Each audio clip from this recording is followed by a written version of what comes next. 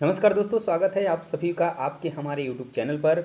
और दोस्तों, CTET exam जो है कि आपके बहुत ही बेहद करीब आ गया है दोस्तों। तो हम लेकर आए हैं आपके लिए इस वीडियो में 200 हिंदी पेडागोजी के वन लाइन है ऐसे प्रश्न जो आपके दोस्तों हाल फिलहाल में बार बार एग्जाम्स में पूछे जाते हैं और इस बार भी ये प्रश्नों की आने की बहुत ज़्यादा संभावना है। तो चलिए दोस्तों, शुरू करते हैं आज के इस महा रिवीजन को। तो जो लोग भी चैनल पे नए होंगे, पहली बार विजिट किए होंगे, चैनल को अभी सब्सक्राइब कर लेंगे ताकि कोई भी इंपॉर्टेंट क्लास आपकी मिस ना हो। तो चलिए शुरू करते हैं आज के इस महा रिवीजन की तरफ। तो पहले पॉइंट की तरफ चलेंगे दोस्तों। यहाँ पर पूछा गया है कि प्रश्न नंबर 1, भाषा क्या है। तो भाषा आपको आना चाहिए क्योंकि कई बार एग्जाम्स में ये पूछ लेता है कि भाषा का तात्पर्य क्या है, भाषा का अर्थ क्या है।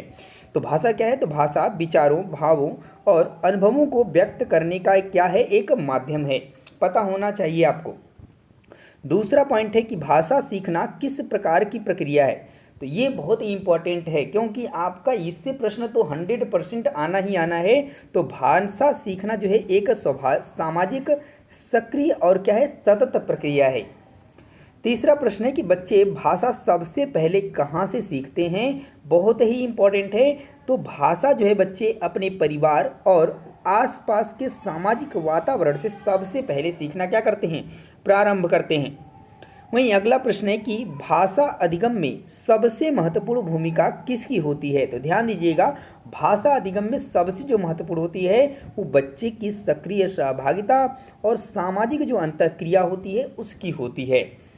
रिवीजन है तो हम थोड़ा फास्ट चलेंगे, आपको चीज़ों को समझना होगा और आपको पीडीएफ मैं फ्री में प्रोवाइड कराने वाला हूँ। इस चीज़ का भी आपको पता वीडियो के लास्ट में दे दूँगा।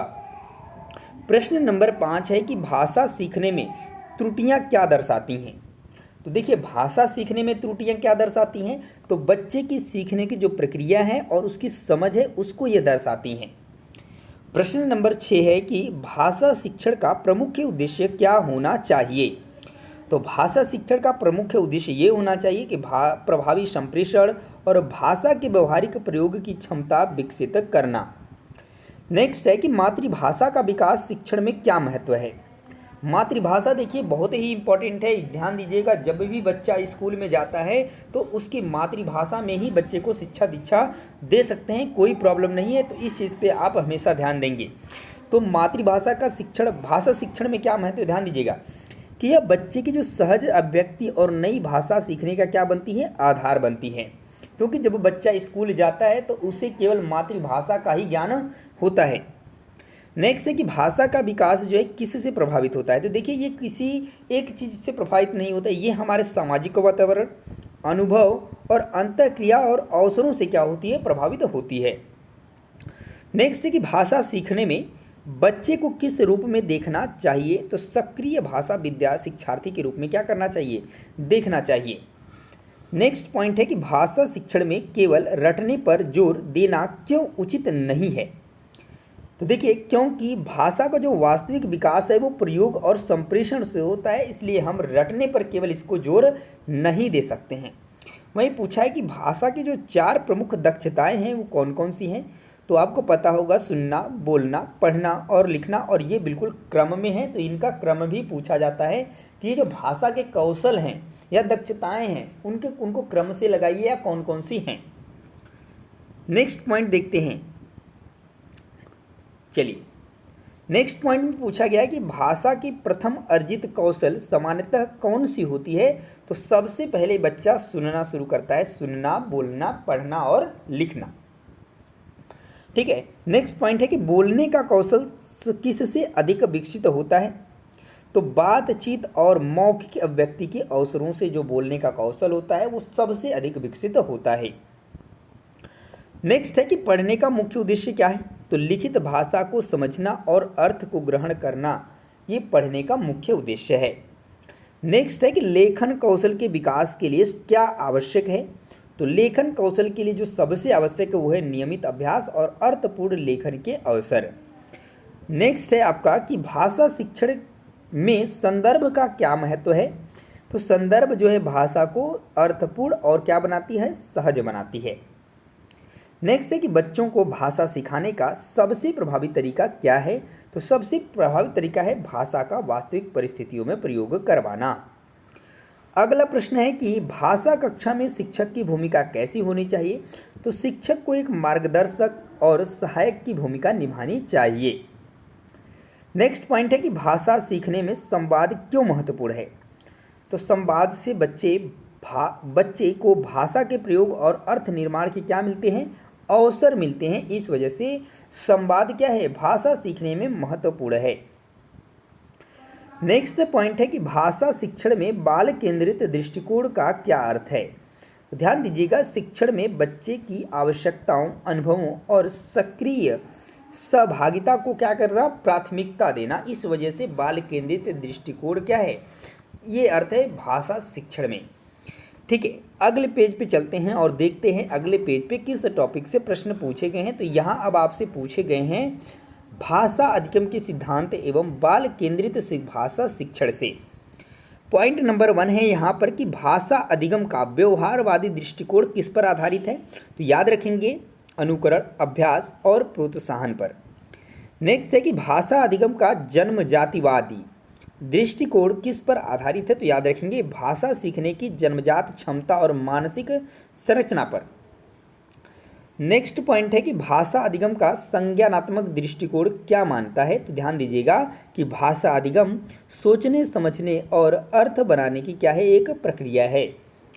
नेक्स्ट है कि क्रोसेन यानी कि क्रेसन के अनुसार भाषा अधिगम की मुख्य परिकल्पना क्या है। नेक्स्ट है कि सुगम इनपुट यानी कि कंप्रिहेंसिव इनपुट के माध्यम से अधिगम होता है। ये किसके अनुसार, क्रेसन के अनुसार। नेक्स्ट दिया है कि I+1 का सिद्धांत किसने दिया है। तो ये क्रेसन ने ही दिया है। नेक्स्ट है कि भाषा शिक्षण में जोन ऑफ प्रॉक्सिमल डेवलपमेंट किसने दिया है। तो लेवागोस्की ने दिया है और ये आप पढ़ चुके हैं लेवागोस्की के सिद्धांत में। चलिए, नेक्स्ट पॉइंट है कि बाल केंद्रित भाषा शिक्षण का प्रमुख उद्देश्य क्या है। तो बालक की अभिव्यक्ति, रुचि और सक्रिय सहभागिता को क्या करना, विकसित करना। नेक्स्ट है कि भाषा शिक्षण में गतिविधि आधारित दृष्टिकोण क्या है। तो खेल, गतिविधि, चर्चा और प्रयोग के माध्यम से भाषा को सिखाना, ये भाषा शिक्षण में गतिविधि आधारित दृष्टिकोण है। नेक्स्ट है कि भाषा शिक्षण में समेकित दृष्टिकोण का क्या अर्थ है। तो सुनना, बोलना, पढ़ना और लिखना को एक साथ जोड़कर क्या करना, सिखाना। अगला प्रश्न है कि भाषा शिक्षण में बहुभाषिकता का क्या महत्व है। ध्यान दीजिएगा, यह बच्चे की समझ, शब्दावली और सीखने की क्षमता को क्या करती है, बढ़ाती है। नेक्स्ट है कि कहानी का भाषा शिक्षण में क्या महत्व है। तो कहानी से शब्दावली, कल्पना, श्रवण कौशल और नैतिक मूल्य क्या होते हैं, विकसित होते हैं। नेक्स्ट पॉइंट है कि प्रश्न, कविता का भाषा शिक्षण में क्या योगदान है। तो याद रखेंगे, लय, तुक, भाव और भाषा की सुंदरता क्या होती है, इससे विकसित होती है। चलिए, नेक्स्ट पॉइंट देखते हैं, भाषा में वार्तालाप यानी कि डिस्कशन क्यों महत्वपूर्ण है। तो यह बच्चों की बोलने की क्षमता, आत्मविश्वास और विचार शक्ति को क्या करता है, बढ़ाता है। नेक्स्ट है कि भाषा शिक्षण में चित्रों, दृश्यों का उपयोग क्यों किया जाता है। तो ये समझ को स्पष्ट करता है और अभिव्यक्ति को क्या करता है, आसान बनाता है। नेक्स्ट पॉइंट है कि भाषा शिक्षण में ऑडियो विजुअल सहायक सामग्री का क्या योगदान है। तो यह बच्चों की रुचि बढ़ाती है और अवधारणाओं को क्या करती है, स्पष्ट करती है। नेक्स्ट पॉइंट है कि भाषा शिक्षण में संदर्भानुकूलता क्यों आवश्यक है। तो संदर्भ भाषा को अर्थपूर्ण और जीवन से क्या करता है, जोड़ता है। नेक्स्ट है कि भाषा शिक्षण में त्रुटि संशोधन यानी कि एरर करेक्शन का क्या उद्देश्य है। तो बच्चे की गलतियों को समझकर सही प्रयोग की क्या करना, दिशा देना। नेक्स्ट है कि भाषा अधिगम में प्रयोग की क्या भूमिका है, यानी कि प्रेरणा की क्या भूमिका है। तो प्रेरणा जो है बच्चों को सीखने में रुचि और निरंतरता प्रदान करती है। वहीं नेक्स्ट है कि भाषा शिक्षण में मूल्यांकन का क्या उद्देश्य है। तो दिया है कि भाषा शिक्षण में अधिगम की प्रगति को जानना और आगे की शिक्षण योजना बनाना, ये जो है मूल्यांकन का क्या उद्देश्य है। नेक्स्ट है कि सतत एवं व्यापक मूल्यांकन का भाषा शिक्षण में क्या लाभ है। तो यह बच्चे के समग्र भाषा विकास का क्या करता है, मूल्यांकन करता है। तो ध्यान रखिएगा, मेहनत आज और सफलता कल। तो आज जो आपका समय बचा है दोस्तों, 20-22 दिन जो भी आपके पास बचे हैं, उसको आपको तन मन धन से क्या करना है, लगा देना है। और आने वाले जितने भी क्लासेस हैं उनका आपको रिवीजन बहुत ही ज़रूरी है करना। यदि आप नहीं कर पाएंगे तो आपको दिक्कत होगी। और यहाँ पर दिए देखिए, याद रखें। तो इस पॉइंट को आपको मैं जब पीडीएफ प्रोवाइड करूँगा तो ये फिर से आप पूरे पीडीएफ को बहुत ही बारीकी से एक बार रिवीजन करेंगे। तो आपको मैंने करा दिया है, इसके पहले सीडीपी और ईवीएस का करा रखा है। ये आपका जो है किसका है, भाषा का हो जाएगा। उसके बाद आपको फिर मैं कराने वाला हूँ मैथ्स पेडागोजी का, अगला सेशन होने वाला है। तो सारी चीज़ों को करने के लिए अगर आप रिवीजन करना चाहते हैं तो फटाफट से चैनल को सब्सक्राइब करके रख लीजिए, नहीं तो फिर दोबारा आपको ये चैनल मिलेगा नहीं, खोजते रह जाएंगे। नेक्स्ट पॉइंट है हिंदी भाषा की संरचना एवं प्रकृति। चलिए यहाँ से देखते हैं कि कौन से प्रश्न बन सकते हैं, एक एक चीज़ों को बारीकी से समझेंगे। प्रश्न नंबर 1 है यहाँ इस पॉइंट से कि हिंदी भाषा किस भाषा परिवार से संबंधित है। तो हिंदी भाषा इंडो यूरोपीय भाषा परिवार की इंडो आर्य शाखा से संबंधित है। हिंदी भाषा की लिपि कौन सी है, देवनागरी है। देवनागरी लिपि में कुल कितने स्वर होते हैं, 11 स्वर। व्यंजन कितने होते हैं, 33 व्यंजन होते हैं। हिंदी में कुल कितने वर्ड होते हैं, तो याद रखेंगे 44 वर्ड होते हैं, यानी कि 11 स्वर और 33 व्यंजन। हिंदी में उच्चारण की दृष्टि से स्वर कितने प्रकार के होते हैं, तो याद रखेंगे 2 प्रकार के, एक ह्रस्व स्वर और दीर्घ स्वर। थोड़ा सा इसको जल्दी करेंगे, ठीक है। ये आपके व्याकरण में यहाँ से प्रश्न बनते हैं, ध्यान दीजिएगा। यहाँ पूछा गया है कि वर्ण किसे कहते हैं, तो ध्यान दीजिएगा भाषा की जो सबसे छोटी ध्वनि इकाई को क्या कहते हैं, वर्ण कहते हैं। शब्द किसे कहते हैं, तो वर्णों के सार्थक समूह को शब्द कहते हैं। नेक्स्ट है कि भाषा की सबसे बड़ी इकाई कौन सी है, तो वाक्य है। वाक्य किसे कहते हैं, तो सार्थक शब्दों के क्रमबद्ध समूहों को वाक्य कहते हैं। हिंदी में शब्द भेद कितने होते हैं, तो याद रखिएगा संज्ञा, सर्वनाम, विशेषण, क्रिया, क्रिया विशेषण, संबंध बोधक, समुच्चय बोधक और विस्मयादि बोधक। संज्ञा किसे कहते हैं, तो ये आपको पता होगा, व्यक्ति, स्थान, वस्तु, भाव और गुण के नाम को संज्ञा कहते हैं। वहीं सर्वनाम की बात करें तो संज्ञा के स्थान पर आने वाले शब्दों को सर्वनाम कहते हैं। नेक्स्ट पॉइंट है कि विशेषण की परिभाषा क्या है, तो पता होना चाहिए आपको कि संज्ञा या सर्वनाम की विशेषता बताने वाले शब्द विशेषण कहलाते हैं। क्रिया की परिभाषा क्या है, तो किसी काम या होने का बोध कराने वाले शब्द को क्रिया कहते हैं। क्रिया विशेषण की परिभाषा क्या है, तो यहाँ ध्यान दीजिएगा क्रिया की विशेषता बताने वाले शब्द क्रिया विशेषण कहलाते हैं। उसके बाद दिया है कि हिंदी में वाक्य कितने प्रकार के होते हैं, तो 4 प्रकार के होते हैं, विधानवाचक, प्रश्नवाचक, आज्ञावाचक और विस्मयादि बोधक। सरल वाक्य किसे कहते हैं, ध्यान दीजिएगा जिसमें एक ही उपवाक्य हो उसे सरल वाक्य कहते हैं। संयुक्त वाक्य किसे कहेंगे, तो जिनमें 2 या 2 से अधिक उपवाक्य जुड़े हों उसे संयुक्त वाक्य कहते हैं। मिश्र वाक्य की बात करें तो जिसमें सरल और संयुक्त दोनों प्रकार के उपवाक्य हों उसे मिश्र वाक्य कहते हैं। तो ये रहा जल्दी में थोड़ा सा इस चीज़ के बारे में। अब यहाँ पर इंपॉर्टेंट प्रश्न आपके सामने आ चुके हैं, तो इस वाले टॉपिक को आप बहुत ही ध्यान से देखेंगे, सुनना, बोलना, पढ़ना और लिखना। और निश्चित रूप से आपसे यहाँ से 1 से 2 प्रश्न बनने वाले हैं इस पेज से, ध्यान दीजिएगा। प्रश्न नंबर है कि सुनने के कौशल का प्रमुख उद्देश्य क्या है, ध्यान दीजिएगा। सुनने के कौशल का प्रमुख उद्देश्य क्या है, तो ध्यानपूर्वक सुनकर अर्थ ग्रहण करना और समझना। नेक्स्ट है कि सुनने के कौशल के विकास के लिए क्या आवश्यक है, ध्यान दीजिएगा। रोचक सामग्री, स्पष्ट उच्चारण और सुनने के अवसर। नेक्स्ट है कि बोलने के कौशल का मुख्य उद्देश्य क्या है, ध्यान दीजिएगा। तो अपने विचारों, भावों और अनुभवों को स्पष्ट रूप से व्यक्त करना। अगला पॉइंट है कि बोलने के कौशल के विकास के लिए क्या आवश्यक है, ध्यान दीजिएगा। वार्तालाप, चर्चा, मंच अभिनय और प्रस्तुतिकरण के अवसर। अगला पॉइंट है कि पढ़ने के कौशल का प्रमुख उद्देश्य क्या है, ध्यान दीजिएगा। तो लिखित भाषा को समझना, अर्थ ग्रहण करना और आनंद लेना। नेक्स्ट है कि पठन के कितने स्तर होते हैं, तो ध्यान दीजिएगा सामान्यतः 3 स्तर होते हैं, शब्द पठन, वाक्य पठन और अनुच्छेद या फिर अर्थ पठन, ठीक है। तो इतनी चीज़ों को आप समझेंगे। अगले प्रश्न की तरफ चलते हैं। आगे पूछा गया है कि उद्देश्यपूर्ण पठन क्या होता है, ध्यान दीजिएगा कि किसी विशेष उद्देश्य के लिए की जाने वाली जो पढ़ाई है उसे हम उद्देश्य पठन कहते हैं। उसके बाद पठन अभिरुचि की बात करें, रीडिंग इंटरेस्ट क्यों महत्वपूर्ण है, इससे पढ़ने की आदत बनती है और ज्ञान में वृद्धि होती है।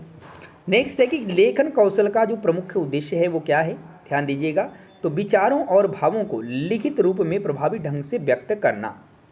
अगला पॉइंट है कि लेखन में प्रयुक्त 4 प्रमुख प्रकार कौन कौन से हैं, तो चित्रात्मक लेखन, निर्देशात्मक लेखन, कार्यात्मक लेखन एंड रचनात्मक लेखन। नेक्स्ट है कि सुलेख किसे कहते हैं, ध्यान दीजिएगा। स्पष्ट, सुंदर और शुद्ध लिखावट को सुलेख कहते हैं। नेक्स्ट है कि भाषा शिक्षण में 4 कौशलों का परस्पर संबंध कैसा है, तो ध्यान दीजिएगा ये चारों कौशल एक दूसरे से जुड़े हुए हैं और एक दूसरे को क्या करते हैं, विकसित करते हैं। नेक्स्ट पॉइंट है कि प्रारंभिक कक्षाओं में किस कौशल पर अधिक बल देना चाहिए। तो ध्यान दीजिएगा, प्रारंभिक कक्षाओं में सुनना बोलना, क्योंकि यही भाषा अधिगम की क्या है, नींव है। नेक्स्ट है कि भाषा शिक्षण में मौखिकता का क्या महत्व है। ध्यान दीजिएगा, यह भाषा शिक्षण को प्राकृतिक और क्या बनाती है, प्रभावी बनाती है। नेक्स्ट है कि पठन सामग्री का चयन करते समय किन बातों का ध्यान रखना चाहिए। तो आयु, रुचि, स्तर, सरलता, उद्देश्य और प्रासंगिकता का ध्यान रखना चाहिए। नेक्स्ट पॉइंट है रचनात्मक लेखक के उदाहरण क्या हैं। तो ध्यान दीजिएगा, कहानी लेखन, कविता लेखन, पत्र लेखन, डायरी लेखन, ये सभी जो है रचनात्मक लेखन के क्या हैं, उदाहरण हैं। नेक्स्ट है कि भाषा शिक्षण में त्रुटि संशोधन का उद्देश्य क्या है। तो विद्यार्थियों की गलतियों को सुधार कर उनकी भाषा को सही बनाना। अगला पॉइंट है दोस्तों कि भाषा शिक्षण में प्रशंसा का क्या महत्व है, यानी अप्रिसिएशन का क्या महत्व है। तो यह विद्यार्थियों का उत्साह बढ़ाती है और आत्मविश्वास विकसित करती है। नेक्स्ट है कि भाषा शिक्षण में गतिविधियों का क्या महत्व है। तो इसको भी ध्यान दीजिएगा, गतिविधियां भाषा अधिगम को रोचक, सक्रिय और प्रभावी बनाती हैं। नेक्स्ट है कि समेकित भाषा शिक्षण यानी कि इंटीग्रेटेड लैंग्वेज टीचिंग से क्या तात्पर्य है।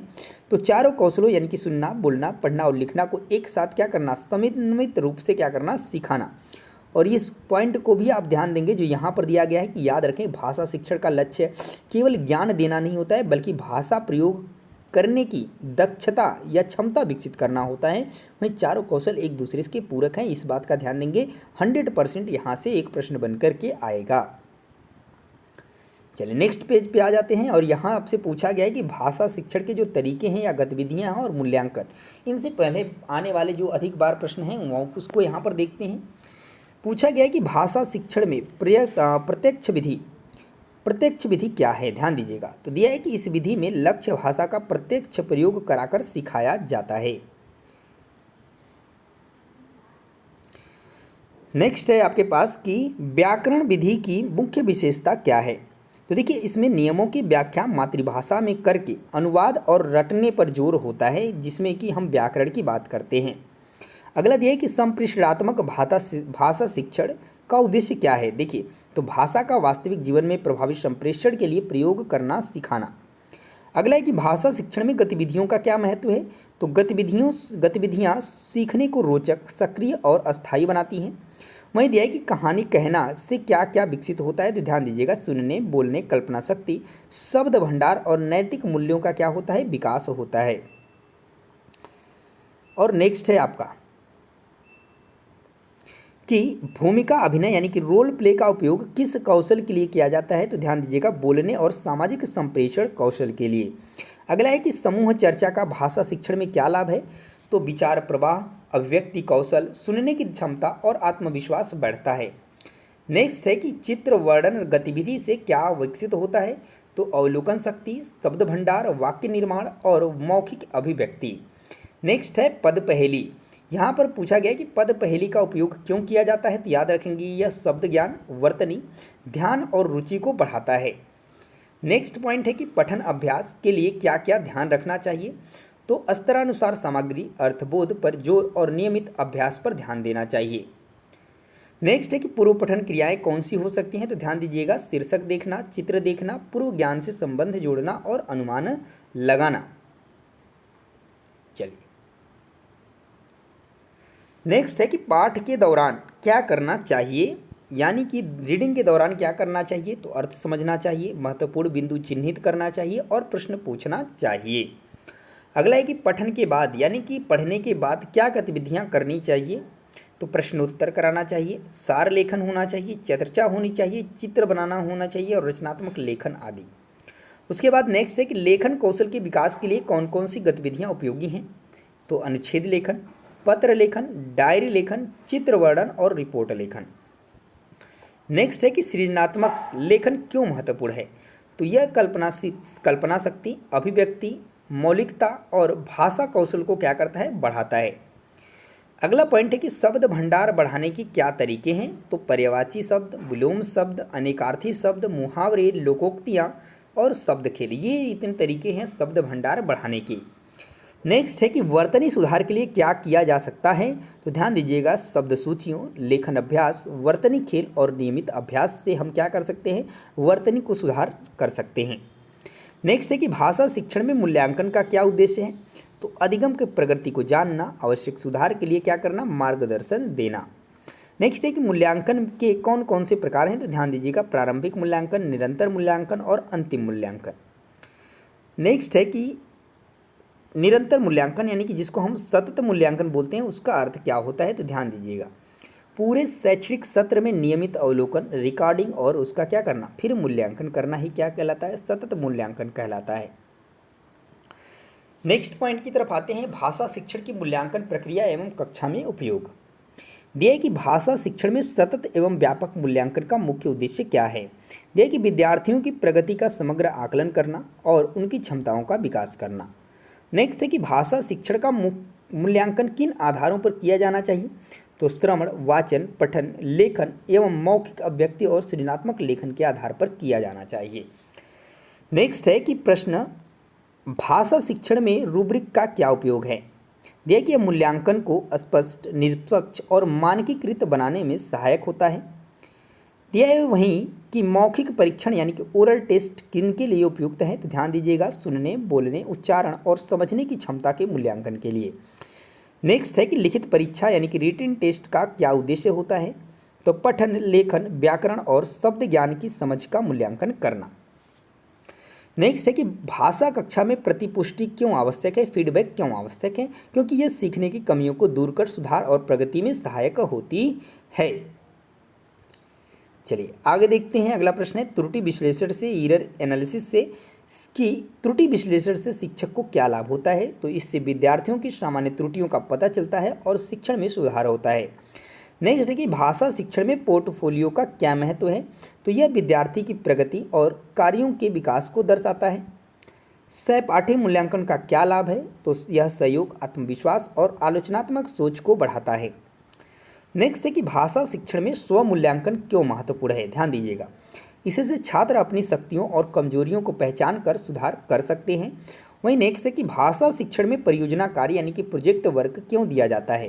तो दिया है कि भाषा के व्यवहारिक उपयोग व शोध व अभिव्यक्ति कौशल को विकसित करता है।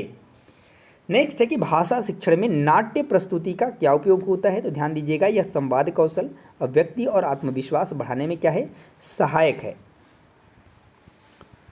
और नेक्स्ट पॉइंट है आपके सामने कि भाषा शिक्षण में खेल आधारित जो गतिविधियां हैं वो क्यों उपयोगी हैं?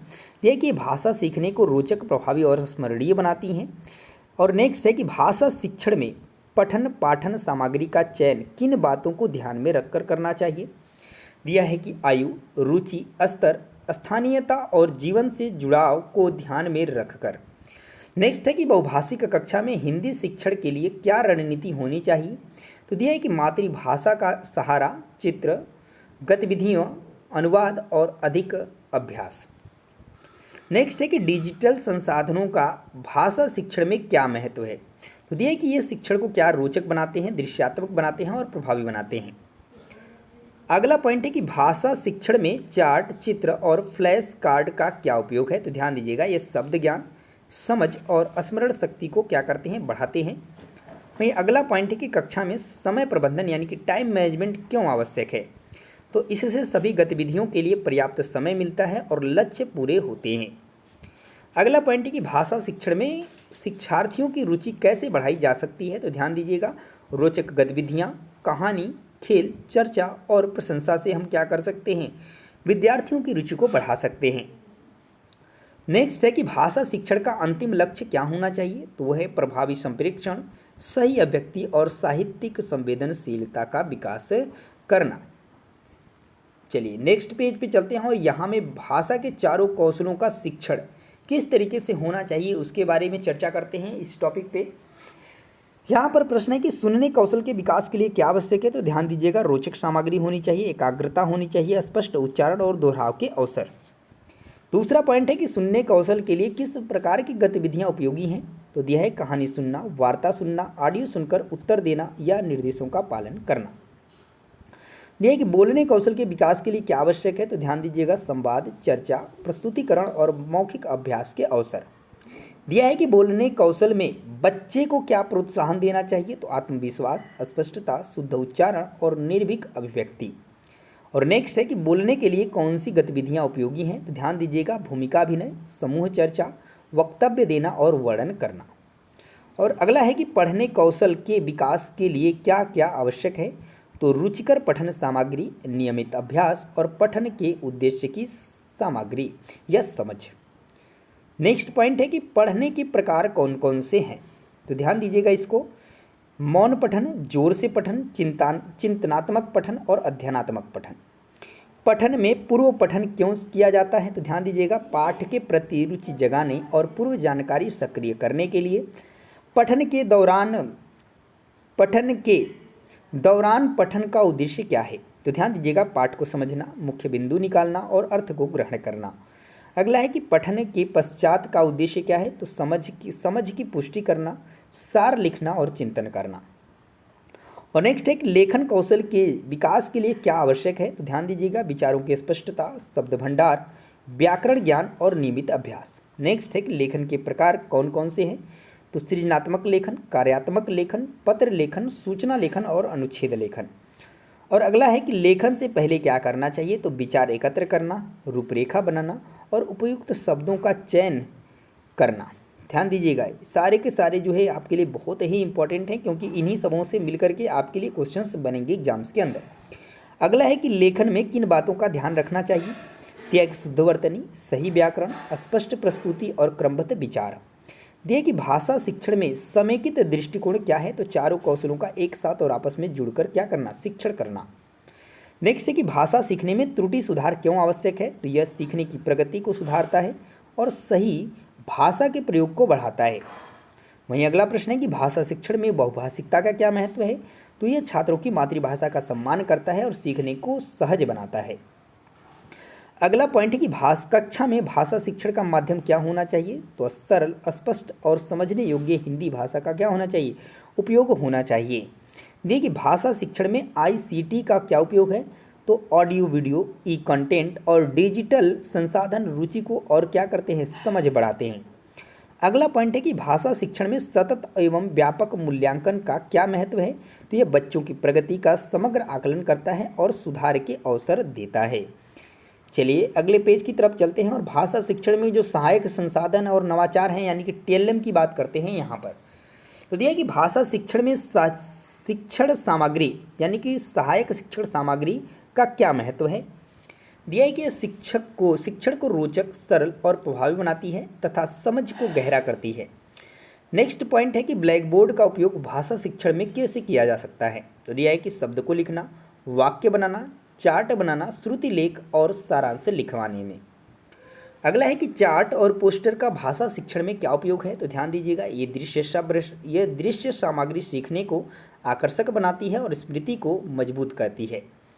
और अगला है कि फ्लैश कार्ड का उपयोग किस उद्देश्य से किया जा सकता है, तो नए शब्द, विलोम शब्द, पर्यायवाची शब्द, मुहावरे, वाक्य बनाने के अभ्यास के लिए।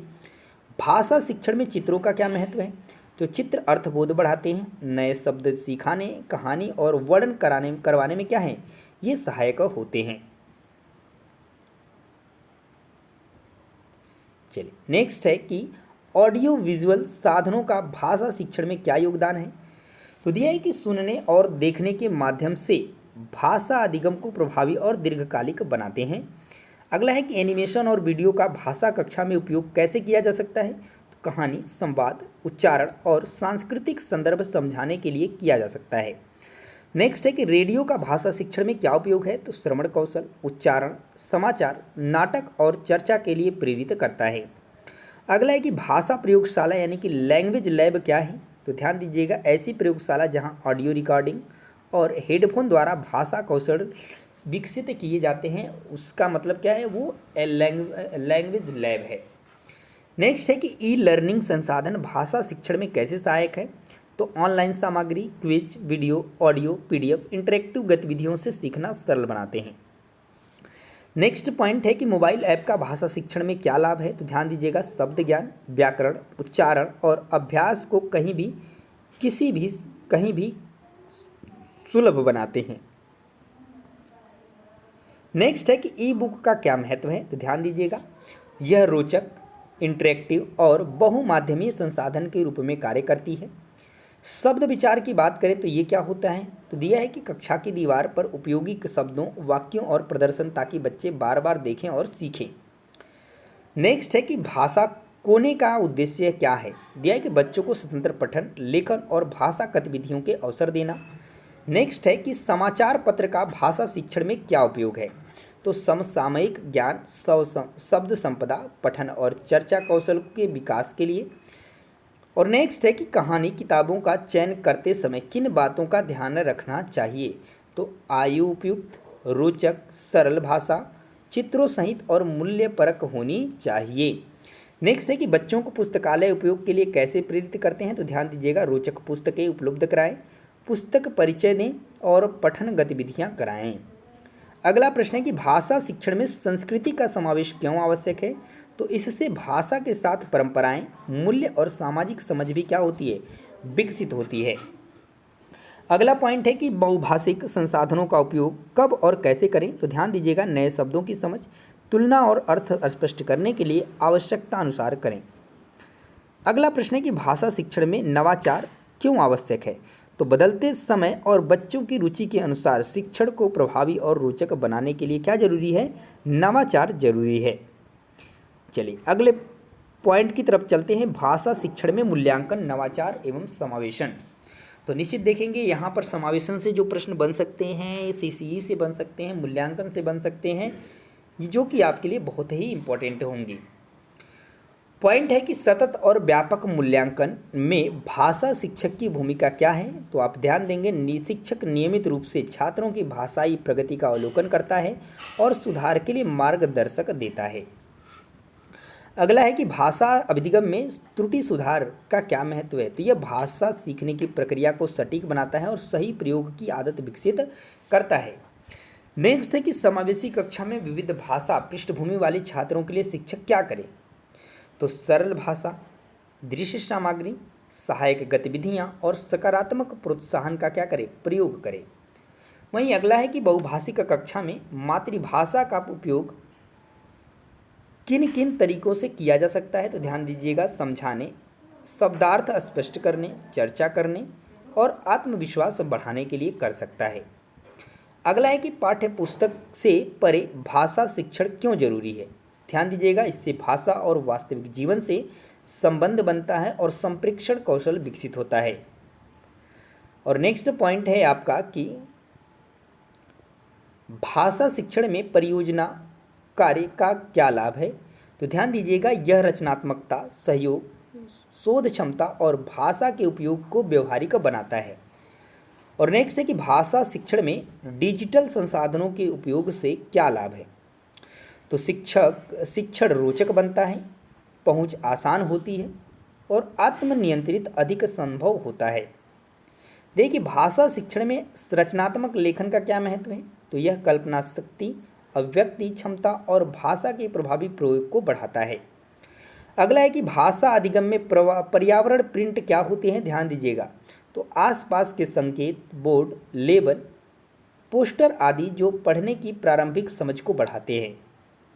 नेक्स्ट है कि भाषा शिक्षण में रीड अलाउड क्यों किया जाता है, तो यह श्रवण कौशल, उच्चारण, प्रवाह और शब्द संपदा को क्या करते हैं, विकसित करते हैं।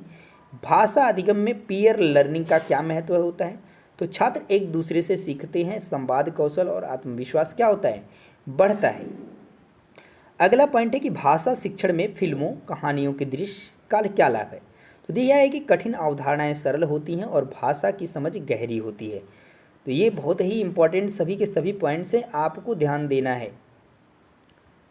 चलिए नेक्स्ट है कि भाषा शिक्षण में फिल्मों, कहानियों के दृश्य का क्या लाभ है, तो चलिए इसको बता दिए हैं, कठिन अवधारणाएं सरल होती है और भाषा की समझ गहरी होती है।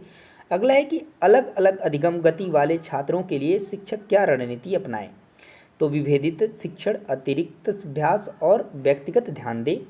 नेक्स्ट कि भाषा कक्षा में स्कैफोल्डिंग का क्या अर्थ है, तो आवश्यकता के अनुसार सहयोग देकर धीरे धीरे स्वतंत्र अधिगम तक पहुंचाना। नेक्स्ट है कि भाषा शिक्षण में भूमिका अभिनय का उपयोग है, यह बोलने के कौशल, आत्मविश्वास और सामाजिक व्यवहार को विकसित करता है। नेक्स्ट है कि भाषा शिक्षण में स्थानीय सामग्री के उपयोग से क्या लाभ है? तो ध्यान दीजिएगा, यह सीखने को संदर्भित, रोचक और सांस्कृतिक रूप से प्रासंगिक बनाता है। और नेक्स्ट है कि भाषा शिक्षण में माइंड मैप का क्या उपयोग है? ध्यान दीजिएगा, विचारों का संगठन, योजना बनाना और लेखन कौशल में सहायता करना। नेक्स्ट है कि भाषा शिक्षण में फॉर्मेटिव असेसमेंट क्या है? तो ध्यान दीजिएगा, अधिगम प्रक्रिया के दौरान नियमित जांच जिससे क्या हो, सुधार संभव हो, उसे ही हम फॉर्मेटिव असेसमेंट बोलते हैं। अगला प्रश्न है कि भाषा शिक्षण में समेकित गतिविधियां क्यों जरूरी है? तो ये पढ़ना, लिखना, सुनना, बोलना, चारों कौशलों का संतुलन विकास होता है इससे। और अगला पॉइंट है कि भाषा शिक्षण में नवाचार के लिए शिक्षक क्या क्या कर सकता है? तो ध्यान दीजिएगा, नई गतिविधियाँ, तकनीकी का उपयोग, वास्तविक जीवन से जोड़ना और निरंतर प्रयोग के अवसर देकर, ये सारी चीज़ें क्या कर सकता है, एक शिक्षक कर सकता है। और चलते हैं अपने लास्ट पॉइंट की तरफ, भाषा शिक्षण में मूल्यांकन, समावेशन और समग्र विकास। तो यहाँ पर फिर से कुछ प्रश्न यहाँ से बनेंगे, ठीक है, क्योंकि मूल्यांकन से बहुत ही ज़्यादा प्रश्न पूछ लिए जाते हैं, तो इस चीज़ को बहुत ध्यान देना है। चलिए, यहाँ पर पूछा गया कि सतत एवं समग्र मूल्यांकन का क्या उद्देश्य है? तो छात्रों के संपूर्ण विकास का मूल्यांकन करना और उनकी प्रगति पर निरंतर प्रतिक्रिया देना। वहीं दिया है कि भाषा शिक्षण में समावेशन का क्या अर्थ है? तो ध्यान दीजिएगा, विविध पृष्ठभूमि और क्षमताओं वाले सभी बच्चों को शिक्षण प्रक्रिया में शामिल करना। समावेशी कक्षा में शिक्षक की भूमिका होती है तो भेदभाव रहित वातावरण बनाना, सभी बच्चों की आवश्यकताओं को समझना और सहयोग करना। विशेष आवश्यकता वाले बच्चों के लिए भाषा शिक्षण में क्या ध्यान रखना चाहिए? तो सरल भाषा, दृश्य सहायता, दोहराव, धैर्य, व्यक्तिगत ध्यान देना चाहिए। नेक्स्ट पॉइंट है कि भाषा शिक्षण में बहुभाषिकता का क्या महत्व है? तो यह बच्चों की संज्ञानात्मक क्षमता, आत्मविश्वास और अभिव्यक्ति कौशल को बढ़ाती है। नेक्स्ट पॉइंट है कि मातृभाषा में प्रारंभिक शिक्षा के क्या लाभ हैं? तो ध्यान दीजिएगा, समझ में आसानी, बेहतरीन सीखना, आत्मविश्वास में वृद्धि और सांस्कृतिक पहचान। नेक्स्ट है कि भाषा शिक्षण में प्रतिपुष्टि यानी कि फीडबैक का क्या महत्व है? ध्यान दीजिएगा, यह छात्रों को अपनी गलतियां समझने, सुधार करने और प्रगति करने में मदद करती है। नेक्स्ट है कि भाषा मूल्यांकन में रूब्रिक का क्या उपयोग है? तो यह मूल्यांकन को स्पष्ट, निष्पक्ष और मानकीकृत बनाने में सहायक होता है। भाषा शिक्षण में डिजिटल टूल का क्या उपयोग किया जा सकता है? तो e content, audio video, quiz, games और ऑनलाइन प्लेटफॉर्म का उपयोग किया जा सकता है। भाषा शिक्षण में कहानी लेखन से क्या लाभ है? तो ध्यान दीजिएगा, कल्पना शक्ति, रचनात्मक शब्द भंडार, लेखन कौशल का विकास होता है। भाषा शिक्षण में वाद विवाद यानी कि डिबेट का क्या महत्व है? तो यह तर्क शक्ति, व्यक्ति कौशल और आत्मविश्वास को क्या करता है, विकसित करता है। नेक्स्ट है कि भाषा शिक्षण में नाटक का क्या उपयोग है? तो यह भाषा को रोचक बनाता है और संप्रेषण कौशल व सहयोग की भावना को बढ़ाता है। अगला प्रश्न है कि भाषा शिक्षण में सहकर्मी शिक्षक यानी कि पीयर टीचिंग का क्या लाभ है? तो ध्यान दीजिएगा, इससे आत्मविश्वास, समझ की गहराई और सहयोग की भावना विकसित होती है। चलिए आ जाते हैं अगले प्रश्न की तरफ। यहाँ आपसे पूछा गया कि भाषा शिक्षण में पोर्टफोलियो मूल्यांकन क्या है? तो यह छात्रों को कार्यों का क्या है, संग्रह होता है जिसको उनकी प्रगति का समग्र आकलन होता है। नेक्स्ट है कि भाषा शिक्षण में परियोजना कार्य का क्या महत्व है? तो यह अनुसंधान, रचनात्मकता, सहयोग और व्यवहारिक ज्ञान को बढ़ाता है। अगला है कि भाषा शिक्षण में स्थानीय संदर्भ का क्या महत्व है? तो यह सीखने की प्रासंगिक, रोचक और जीवन से जोड़ने में सहायक होता है। नेक्स्ट है कि भाषा शिक्षण में खेल आधारित गतिविधियाँ क्यों उपयोगी हैं? तो ये सीखने को मज़ेदार बनाती हैं और भाषा कौशल को स्वाभाविक रूप से विकसित करती हैं। और अगला है कि भाषा शिक्षण में पठन संस्कृति कैसे विकसित की जा सकती है? तो पुस्तकालय, पुस्तक चर्चा, पठन समग्र और रोचक पुस्तकों की उपलब्धता से। अगला प्रश्न है कि भाषा शिक्षण में समग्र विकास का क्या अर्थ है? तो ध्यान दीजिएगा, भाषा के साथ साथ भावनात्मक, सामाजिक, नैतिक और संज्ञानात्मक विकास करना। और लास्ट है कि भाषा शिक्षण में सबसे महत्वपूर्ण लक्ष्य क्या होना चाहिए? तो छात्रों में प्रभावी संप्रेषण क्षमता, व्यक्ति कौशल और आजीवन सीखने की रुचि विकसित करना। तो ये कंप्लीट होते हैं आपके महारिवीजन का ये सेशन, जिसमें हम लोग कंप्लीट कर लिए 200 यानी कि 200 आपके वन लाइनर प्रश्न उत्तर। उम्मीद करते हैं कि आप लास्ट तक वीडियो को देखे होंगे और वीडियो आपको अच्छा लगा होगा। और इसी तरीके के मैथ्स पेडागोजी के क्वेश्चंस को देखने के लिए जो आपके आएंगे कल के वीडियोज में, जो कि एक बहुत ही बड़ा एडवांटेज होने वाला है, क्योंकि कहीं ना कहीं हिंदी को लेकर के अगर बात करें तो मैथ्स पेडागोजी में काफ़ी जो डिफरेंसेस होने वाला है। वहाँ पे कुछ इस तरीके के प्रश्न आपको देखने को मिलेंगे जहाँ पे आप थोड़ा सा भटकते हैं, डरते हैं और फंस जाते हैं। तो अगर आप 200 प्रश्न कर लेते हैं मैथ्स पेडागोजी के तो उससे बाहर आपको नहीं आएगा, क्योंकि वही घुमा फिरा कर क्वेश्चंस बार बार देते हैं। तो इन चीज़ को ध्यान रखेंगे। तो अगर आप सारी चीज़ें करना चाहते हैं तो चैनल को दोस्तों सब्सक्राइब करना नहीं भूलेंगे।